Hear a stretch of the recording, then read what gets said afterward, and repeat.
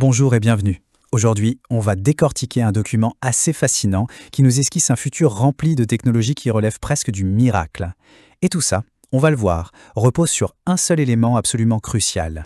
Alors, au programme, on va commencer par cette promesse incroyable, ce bond quantique qui nous attend. Ensuite, on verra l'obstacle principal, qui n'est pas celui qu'on croit, notre propre conscience. Puis on découvrira les tachyons, la clé qui pourrait tout débloquer. On détaillera les technologies du futur, on lèvera le voile sur le plasma, l'ingrédient secret derrière tout ça, pour finir sur la question ultime que tout cela soulève. Allez, on commence tout de suite par le plus spectaculaire.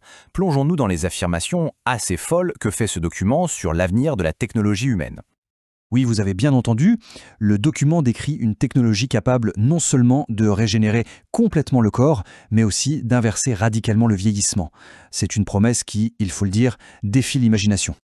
Forcément, ça soulève une question immédiate, une question évidente. Si une telle technologie est à notre portée, pourquoi est-ce qu'on ne l'a pas déjà? La source a une réponse bien précise à ça. Et la réponse, eh bien, elle a de quoi surprendre. L'argument central du texte, c'est que la barrière n'est pas du tout technique. Non, la barrière, elle est interne, c'est nous.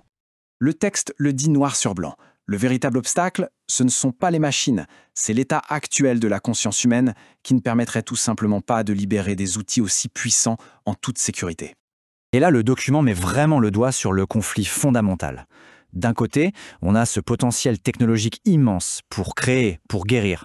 Et de l'autre, une maturité spirituelle qui ne suivrait pas, avec tous les risques de déséquilibre et de mauvaise utilisation que ça implique.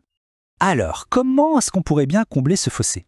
Eh bien, la source introduit l'idée d'une intervention, disons, extérieure, qui implique un type de particules bien spécifique. Ces fameuses particules, ce sont les tachyons. Ils sont présentés comme une énergie fondamentale qui serait abondante dans tout l'univers. D'après le document, cette technologie nous viendrait des Pléiadiens, une civilisation extraterrestre dans le but d'accélérer notre guérison à la fois spirituelle et physique. Mais voilà le problème. Le texte affirme qu'un blocus actif serait en place, orchestré par ce qu'il nomme des forces obscures, et que ce blocus empêcherait ces particules bienfaitrices d'atteindre la surface de la Terre. Et la solution pour contrer ça? Un réseau de ce qu'on appelle des chambres à tachyons. Ce seraient des espaces spécialement conçus pour créer des poches de cette énergie de guérison, pour aider à nettoyer ce que le texte appelle notre corps énergétique. Donc, une fois cette base posée, le document se lance dans une description détaillée d'un véritable portefeuille de technologies qui deviendrait disponible après ce fameux saut de conscience collectif. On commence très fort avec une technologie appelée l'e-Medico ou MedBeds. Le document en décrit 3 variétés bien distinctes. Et les capacités allégées de chaque type sont juste incroyables. Le premier, l'holographique, pour les diagnostics et la chirurgie de pointe. Le second, le régénératif, pour recréer des tissus ou même des organes. Et le troisième, la réatomisation, qui promet carrément une régénération complète du corps et un rajeunissement en quelques minutes. Ensuite, on nous parle des réplicateurs. Imaginez un appareil capable de matérialiser presque n'importe quel objet à partir d'un plan éthérique. Ça signifierait tout simplement la fin de toute pénurie matérielle. Et la liste est encore longue. Le document mentionne aussi des dispositifs d'énergie libre, des voitures volantes entièrement automatisées et même la technologie de téléportation personnelle. Rien que ça. D'accord, mais qu'est-ce qui fait tourner toute cette machinerie du futur? Qu'est-ce qui alimente tout ça? La source pointe vers un état fondamental de la matière, un état qui serait, selon elle, délibérément caché au grand public. Cet ingrédient secret, c'est le plasma. Alors oui, on le connaît comme le 4e état de la matière, mais ici le document va bien plus loin. Il le décrit comme une énergie vivante, intelligente, la fondation même de toute cette nouvelle réalité.